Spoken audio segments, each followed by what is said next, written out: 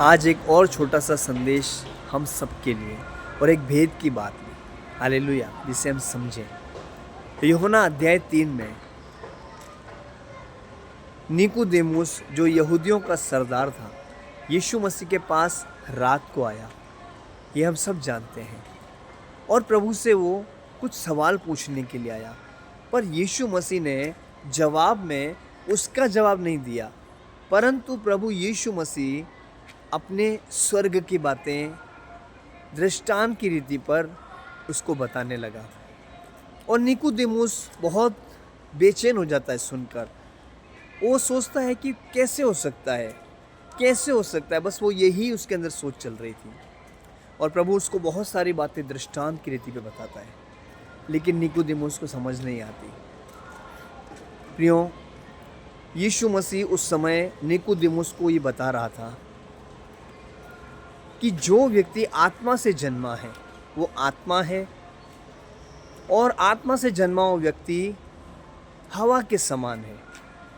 यीशु कहता है निकुदेमुस को, हवा जिधर चाहती है उधर जाती है, कहाँ से आ रही है और कहाँ जा रही है कोई नहीं जानता।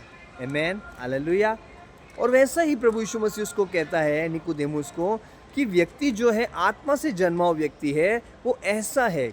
क्यों वो व्यक्ति ऐसा है? आत्मा से जन्मा हुआ व्यक्ति को क्यों हवा के साथ कंपेयर किया गया है?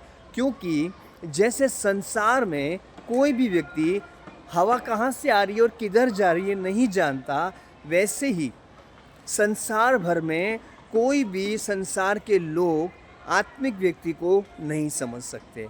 हालेलुया।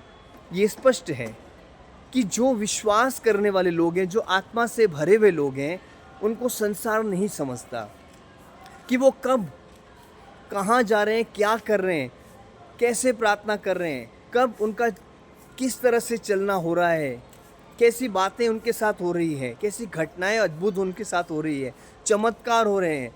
संसार के लोग कोई बातों को नहीं जानते, क्योंकि एक आत्मिक व्यक्ति आत्मा के अनुसार चलता है। इसीलिए सांसारिक व्यक्ति आत्मिक व्यक्ति को नहीं समझ पाता।